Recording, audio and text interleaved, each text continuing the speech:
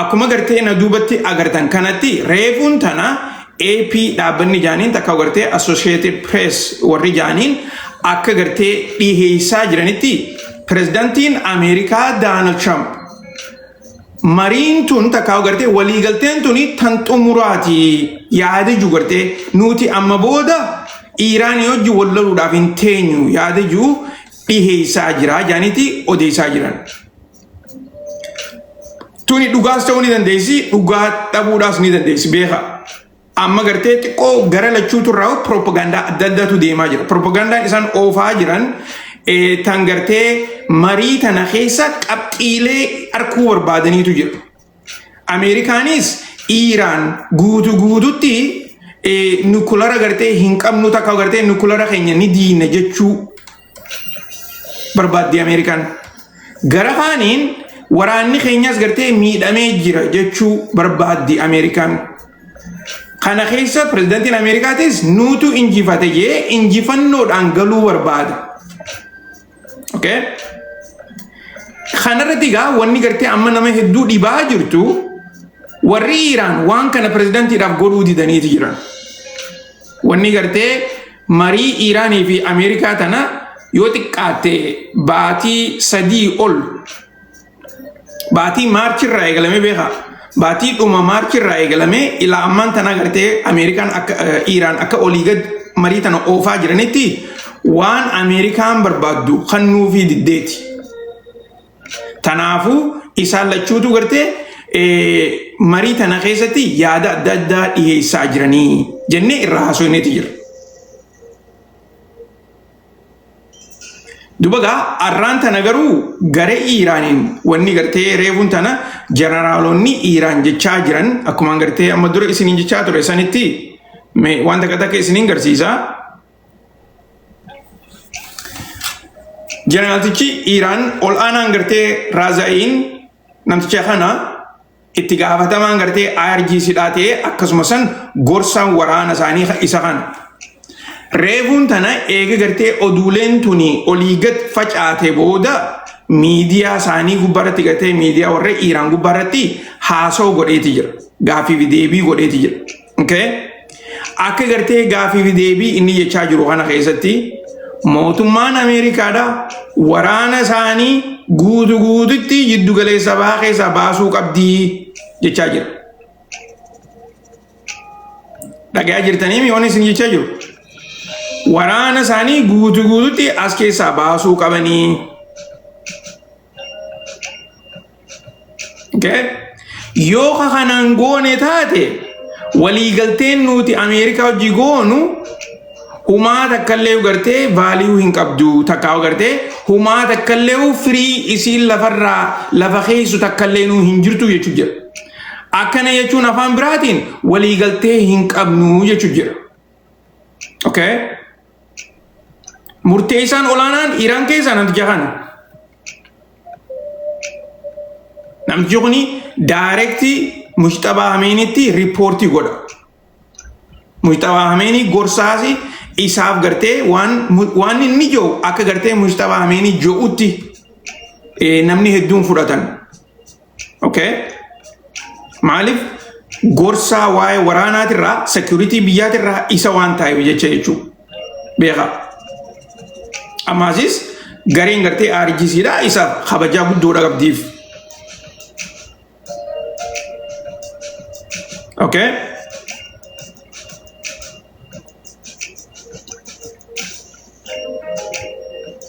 Tanaafuu gartee garee lachuuturraa wanni gartee qaceellotti hubataman takkaa'uu qalbiidhaan dhageeffatan keessaa haasoo akka namticha kanaaf haadha wanni isin hin joof tanaa jechuudha. Ameerikaan waan feetaa jettu nuti Iiraanii hojii waliigallee jaanii haa dubbatanii haa ibsanii miidiyaaleen haa dubbatu dubbiin bikka san hin jirtu dubbiin waan inni jiruutu murteessa. Okay? Kana keessatti abbaa saragaachiidhaatis ibsa ajaa'ibaa tokko reefuun tan akkaawuntiirra maxxansee jira. Isa qofallee miti. Inumaatu gartee Ameerikaanis pirezidaantiin Ameerikaa inumaa breaking newsiin takka gartee tan har'a reefuun tana miidiyaaleen irraa odeessaa jiran keessaa pirezidaantiin Ameerikaadha akka gartee na duuba gartan kanatti akkaawuntiin tuni tan pirezidaantii Ameerikaati. Tun immoo ibsa gartee Abbas Aragaachidhaa barreesse pirezidaantiin Ameerikaadhaa haasoo gartee waa'ee marii ammaan tana Iiraanii fi Ameerikaa gidduutti gaggeeffamaa jirtu tana ilaalchisee pirezidaantiin Ameerikaadhaa akkaawuntii isaa gubbaarratti sheer godheeti jira. Takkaa'u iskiriinshaatii gartee akkaawuntii isaa irratti maxxanseeti jira. Tana namni hedduun irraa odeessaati jiran hammam takka gartee gareen lachuutu walitti dhiheenya irraa marii tana gartee haratti xumuruudhaaf takkaa'u amma asirratti walii galuudhaaf akka fadhinnaa qaban garsiisaa jirti jedhaniitii odeessaa jiran. Okay?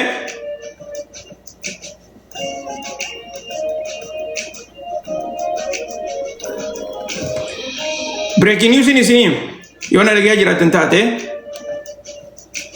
tuni ammaan tana gabbaate. Breaking news ammaan tana gabbaateen isinii himaa dhageeffadhaa.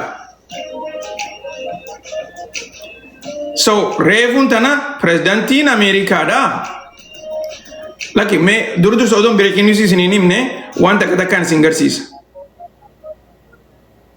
Waan takka takkaan isin garsiisa. Laala. Guyyaa deengadda yeroon laayivii ture. Deengadda yeroon laayivii ture guyyaa deengadda galgala.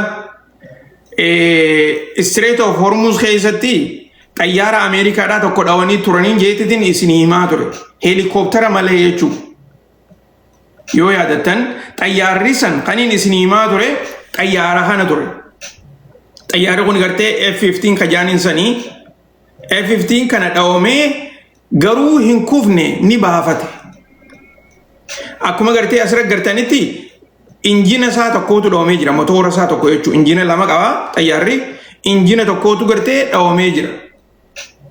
Hogguu gartee itti dhiyeenyaan hogguu laaltan injinni gartee akkana ta'ee jira. Saniifuu eega haleelame booda injina kanaan baafatee hotee jechuudha. Injina tokkichaan. Kana gartee akkasitti quba qabaadhaadha. Itti aansuudhaan gartee waan takka taniin isin garsiisutu jira.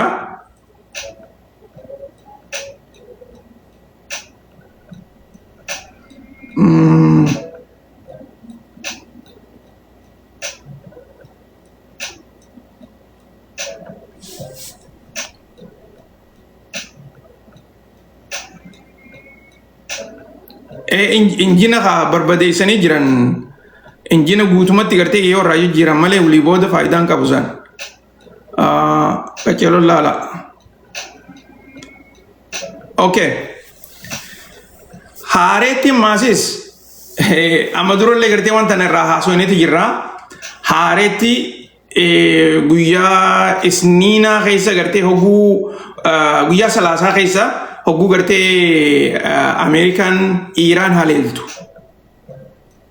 Boombiilee gurguddoodhaan magaalaa Teheraan haleelaa turaniin isiniin jechaa ture. Okay? Kun olaal akkuma gartanitti boombiin tuni odoo hin dhoohin fooqii irra buutee turte, mana irra buutee turte. Hojjettoonni kun akkana dhaqaniiti gartee isii tana fuudhanii tiraakarra kaayuu turan. Ni agartanii miilaala. Isii tana gartee odoo isii hin dhoohin jechuudha. Dubagaa hogguu gartee kana fuudhanii deemaniin booda warri Iiraan isii tana gartee akka godhuudhaa deeman isinuu numa beeytanii jechuudha. Yooga Ameerikaan gartee nuu deebisaa jechuu ni baatte. Yeroo takka akka Ameerikaan gartee boombii teenya akka kalaxaatti gartee karaa keessan erginee turre garuu hin dhoone nuu deebisaadhaa jechuu ni turte beeytanii. Amma dura hogguu hedduu jettee jirti tana isinii himeetiin ture. Ammas marsaa tana gartee nuu deebisaadhaa. Yoo jetteen wanni takkallee nuti haafatu hin jirtu beekaa. Warri Iiraan gartee nuti boombii isin nutti ergitan hin agarree.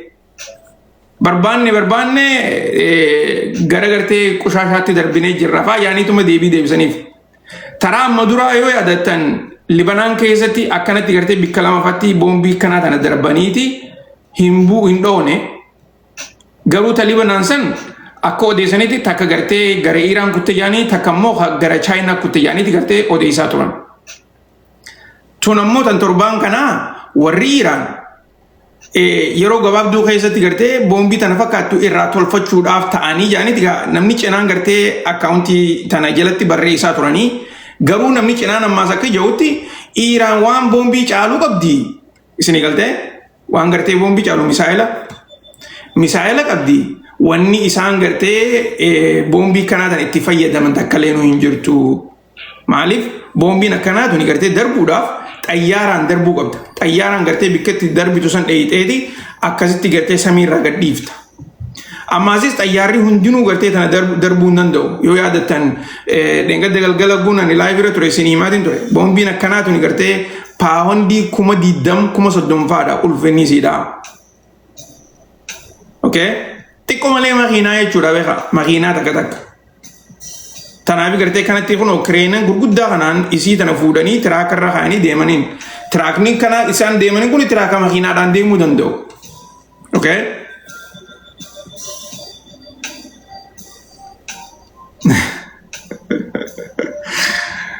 dhugaan siyaasaa maal jette maaliif darban jette gaafii gaarii haaftee beeka gaafiin ta'e garuu amma dura yaada wanta irra jirti maaliif darbanii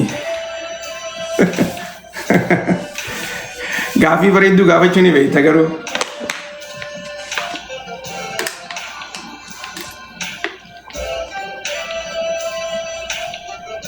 eenyu deebisaaf mee warri mana keessa jirtan waan darbaniif itti hima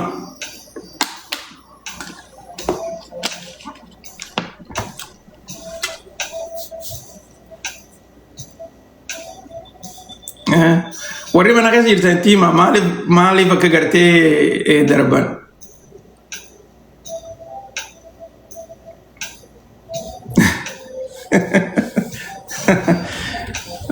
okay tolega let's see itti dabarra tanarraa dubbannee jirraasi okay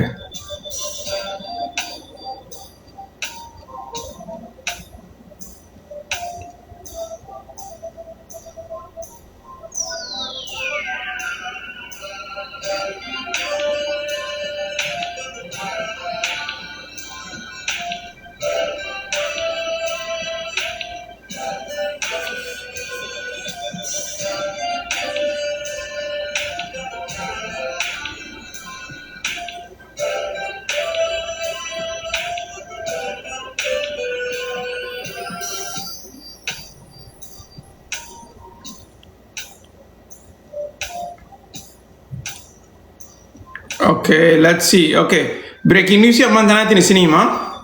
Breaking news yang mantan naga jalur dagi fadada. Ega gerti odun arran tanaga bate boda. Presidentin Amerika da.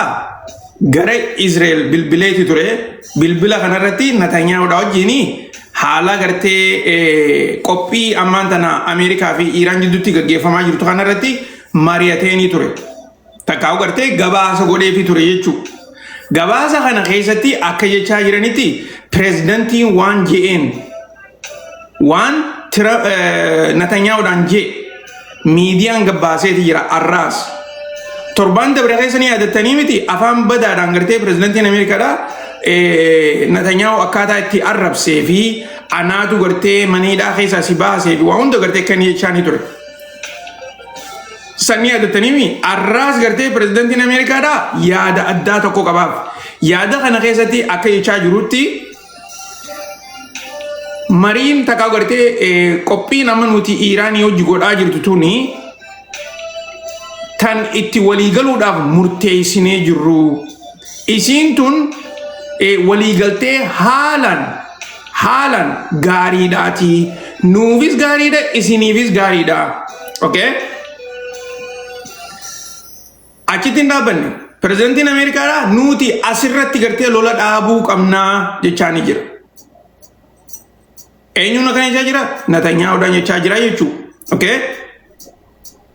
Duba kana keessatti akka gartee oduu tana warri baasee jechaa jirutti eega pirezidantiin Ameerikaadha akkana jeen booda Natanyaa'uun jecha tokkollee hin dubbanne jechaa jiran. Okay? Inumaatu gartee akka inni barbaade odoon taane pirezidantiin Ameerikaadha lola kana dhaabuudhaaf dhiibbaa garagaraa akka godhaa jiru Natanyaa'u mataan isaatis hubateeti jira. jechaa jiran. Okay? Oduu tana eenyutu gadhiis? Miidiyaa warra Israa'el chaanaala 12. Okay? Chaanal 12 ka warra Israa'el gartee tan oduu jajjabduu baasaa ture yeroo lolaa kan hunda keessatti isin himaa ture. Miidiyaa gartee lolli kun daqiiqaa muraasa booda eegaluuf deema jedhee dubbachaa ture kan inni isiniin jee isaaniitu ammaan tana oduu tana gabbaasee jira. Okay? Na dhagayaa jirtan.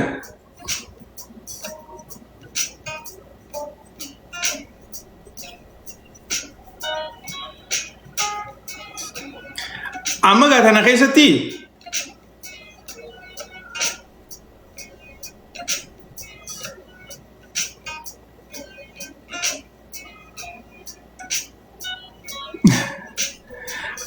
tana keessatti oduuleen takka takkaas deemaa jirti garuu oduun tuni dhugaadha jennee gartee irraa haasa'uu hin geenye akka gartee oduun takka takka jechaa jirtutti mootummaan Kuweetii fi Bahareen ammallee mootummaan Ameerikaadha akka gartee marii tanaan Iiraanii wajji hin goone jecha maallaqa guddaa karaa Ameerikaadha erguuf deemanii jechaa jiran. Okay?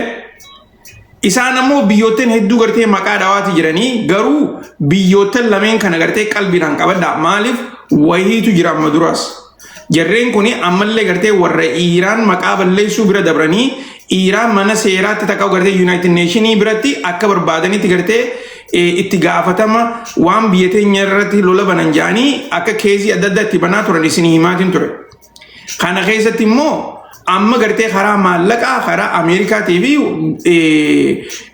lolli kun gartee jabaatee akka itti fufu godhuu isaanii kanarratti pirezidaantiin Ameerikaadha kada ga'u hin fakkaatu garuu immoo tattaaffii isaanii ittuma jiran. Jarreen kuni waan lola kanaaf qophaa'aniifis beekuudhaatu murteessaadha beeka. Jarreen kuni lolli kuni Iiraan ni hombolchaa jaanii warra amane. Amma immoo dubbiin gartee akka pirezidaantiin Ameerikaa barbaadu sanitti takkaa gartee akka isaan barbaadanitti taafi waan hin jirreef jecha pirezidaantiin jalaa miliquu barbaada. Okay? Jalaa miliquu barbaada.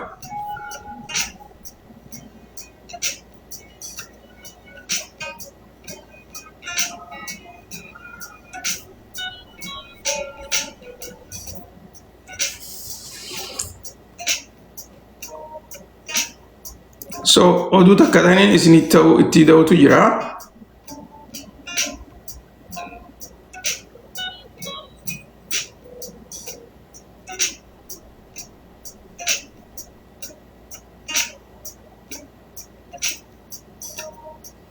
Okay.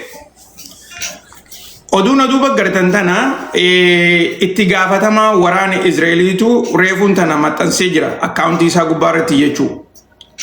Akka inni jechaa jirutti mariin Ameerikaa fi warri Iiraan ni goona jaanii odeessaa jiran tun. Okay? Gabaabinatti akka gartee Iiraan nikulara hin godhanne. Takaa'uu akka isaan nikulara hin jaaranne dhorkuudha.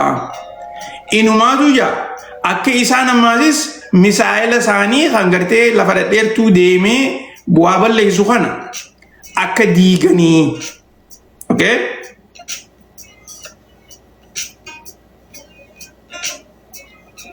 Hogguun akkan amma isin hin jedhu lolli amma gaggeeffamaa jiru kuni qabxiilee lameen tana tuqee jira. Qabxiilee lameen tana hararratti hambisee jira. Takkaa gartee balleessee jira. Dhugaan jirtu hin balleessin. Dhugaan jirtu qabxiilee tana hin tu'in. Inumaatu Iiraan gartee lolmaatu irra baname malee akka gartee isaan barbaadanitti mootummaa Iiraan tana diiguu hin dandeenye. Takkaa gartee waraana isaanii miidhuu hin dandeenye. Okay? Gabaabinatti waniin asirratti isin himuu barbaadu. Israa'el akka jechaa jirtutti wanni nuti barbaanne san galman geenye jechaa jiran. Okay? Garuu gartee miidhaa jajjabdullee yoo Iiraan irra gaggeessu nu taate wanni nuti barbaanne san galman geenye ammallee gartee Iiraan akka nikulara hin jaarranne ammaasis misaa'ila isaanii harkaa guuramuu qabaa jechaa jiran. mootummaan Iraan irra deddeebitee akka jechaa jirtutti waan misaayilaa maqaalleen kaasinaa jaanii jiran arrallee jaanii jiran waan misaayilaa waan niikularaa baatii lama booda waliin ni haasoinaa jechaa jiran. Sanuu gartee eega Ameerikaan Hormuz irraa uggurrii kaaftee doolaara biliyoona 24 dabarsitee kan ni ta'ee fi akkasuma sanitti waan irra walii galan irratti gartee hojii irra ooluu san eega garsiiftee booda. So lolli kuni lola gartee yeroo gabaabduu keessatti dhaabbatu akka keenyaatti ammallee hin fakkaatu. Wanni nuti jechaa jirru gareeleen gartee lola kana dura deeminsaan barbaaddu Ameerikaa odoo hin taane Izraa'el. Izraa'el akka jechaa jirtutti qabxiileen tuni gartee tan niikularaatii fi tan misaayil irra deebitee sirraa'uu qabdii hambisuu qabanii jaaniiti gaa dubbachaa jiranii jechuudha.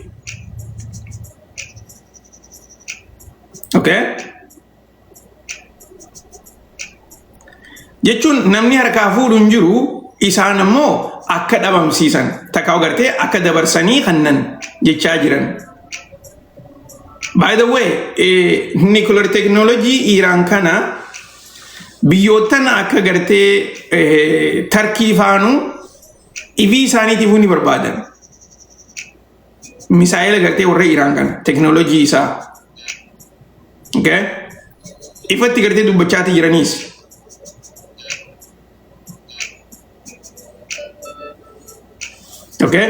So tanaafu gaa warreen gartee lola kana akka barbaadanitti gaggeessaa jiran takkaa gartee dura gama duubaatii dhiibbaa godhaa jiran. Ifii isaaniitti akkanachaa jiran. Wanni kanarratti nama ajaa'ibsiisu takka garuu immoo haasawaa waraanni Iraan guyyaarraan tanaa ganama kana gartee gadhiisan tokko. Haasawni isaan gadhiisan akka jirutti nuti lola kana ifii teenyaaf godhachaa hin jirru, ifii teenyaaf gaggeessaa hin jirru jaan. Nuti biyya akka Libanaanii fi ummata Falastiin isaan kana gartee rakkoo keessaa baasuudhaafi isaan kana karaa bilisummaatti gartee baasuudhaafi jaaniiti arraan tana viidiyoo ajaa'ibaa tokkoo fi gara gartee miidiyaalee isaaniitiin gabaasaati jiran. Maaliif akka gartee namni hedduun irraa haasawaa jiranitti dhugaa wanni gartee arraan tana amma Iraan godhaa jirtu tuni dhugaa dubbachuuf. Asirratti gartee dhugaa dubbachuuf. Iraan silaa akkasitti gartee lola dhaabuu yoo barbaachisu taate beekaa Ameerikaa wajjin baatii 3 dura walii galuu ni dandeessi ture lola dhaabanii. Garuu immoo lolli Libanaanis dhaabbachuu qabaa jaaniiti ifatti gartee as baanii dubbachaa jiran. Amma immoo irra deebi'anii gartee lola kana akka dhaabbatu enforce godhuu bira dabraniiti.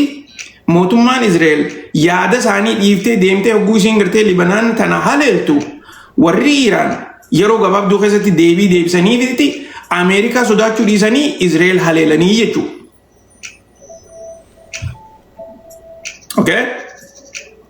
Tanaafuu nuti biyya teenyaaf odoo hin taane takka uummata keenyaaf odoo hin taane warra gartee Libanaanii fi warra Gaazaatiif takka warra gartee Falasxiiniif falmaa jirra. Isaan kana karaa bilisummaatti gartee hanga bahanii lolli keenya hin dhaabbatu jechaa jiran. Qajeeloo dhageeffadhaa. Tanarratti gartee namni hedduun wanni gartee isaan Iraan kana warreen gaa Islaama ta'anis Kiristaana ta'anis dhugumatti gartee wanni isaan mootummaa Iraan tana qajeelootti dinqisiifachaa jiraniif wanni isaan jechaa jiran kun dhugaadha. Yeroo silaa biyyootan Arabaa gartee fi biyyootan Islaamaa warri fi hin jiru as bahee ummata Falastiin kana gara barbaachisutti gargaarsa godhanii fi cinaa dhaabbatanii takka yoo lolallee ka godhan taate gaggeessanitti namni cinaa dhaabbatu dhabameeti. Garuu arraan tan ammoo mootummaan Iraan tuni lola kana gartee akka dadhabatu takka akka irraa dhaabbatu keessaafuu gartee Libanaan keessa fa'aa godhaa jiranii jaaniiti odeessaa jiraniin isiniin jechuu barbaada. Tanarratti gartee nama hedduutu warri gaamana keessa jirtan yaada خرنچو بربانا غافيك امنا فا جتني غرتي وري بريسا جتني ناركا دور سو اودون غرتي اچي غرنگل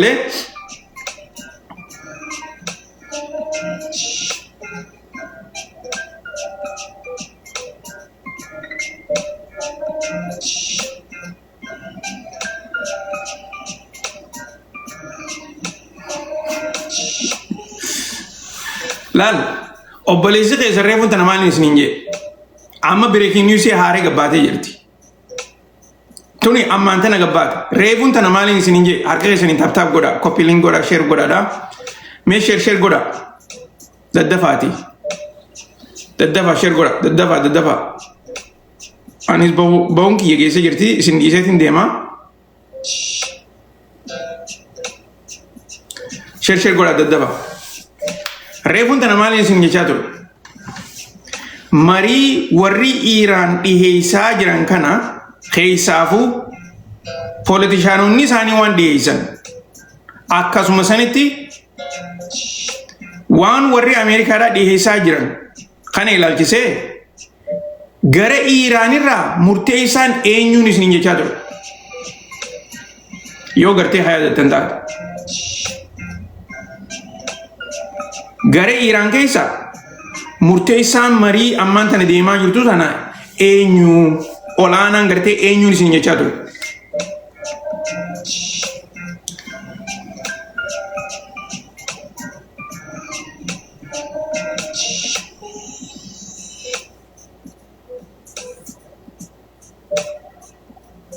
okay akkana laal gorsaa olaanaati gorsaa olaanaa gartee gorsaa olaanaa hameeniitiin isin jechaa ture miti takka ammoo IRGC dhaan isin jechaa ture mi akkasimi ammoo oduun gabbaate akka jechaa jirtutti miidiyaan warri gartee IRGC kuni miidiyaa mataa isaaniitti qabanii beeytanii biyya san keessatti miidiyaan isaanii gartee akka jechaa jirutti ibsa ministertichi haajaa alaa Iiraan akkaawuntii isaa irratti barreesse takkaa'u gartee waa'ee nuclear ilaalchisee kan inni dubbate san guututti gartee waan dhaabbanni IRGC dha hayyama hin kanninii fi wanni inni jechaa jiru pirezidantii Ameerikaatii fi warreen biraa gartee gammachiisuudhaaf jecha yaada san barreesse malee waan nuti itti walii gallee miti jedhaniiti miidiyaan isaanii ammaan tana oduu gabbaasaa jiru. Isin galtee dubbiin ani maal isin jette qodura way sa'a takka way geenye eegan isiniim Iiraan akka warri gartee poolitishaanonni Iiraan akka fedhanitti haa barreessanii haa dubbatanii murteessaan marii tanaa deemee IRGC dhaan isiniin jee murteessaan marii tanaa namtichaan isin garsiise gartee jaarsa reefuun tanaa san isaan isiniin jee biyya san keessatti amma gabaabinatti gartee wanni isaan barreessan akkaneetti amma ifa mookam tanaafin isin jaalala oduun akkana jijjiiramaa jirti yeroo yerootti oduun amma laayifirra jiru hoggumee oduun jijjiiramtee jirti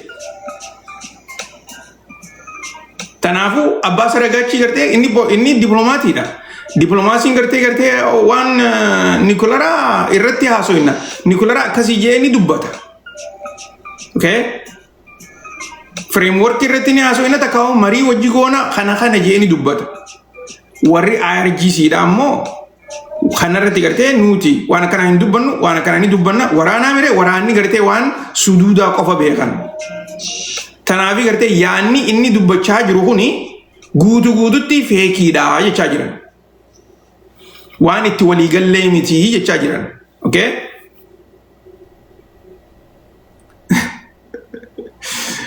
tanaafin isiniin jaalala warra isinii mee bara akka gartee hin shakkine deemtee murteessaan IRGC dha okay amma kuno ministerticha akkanatti arrabsaa jiran isaanuu inumaa gartee akka Ameerikaan barbaadutti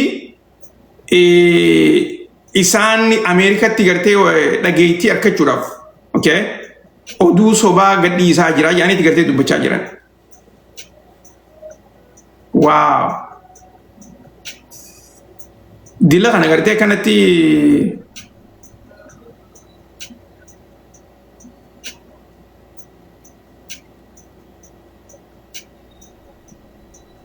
wow waan ajaa'ibaati.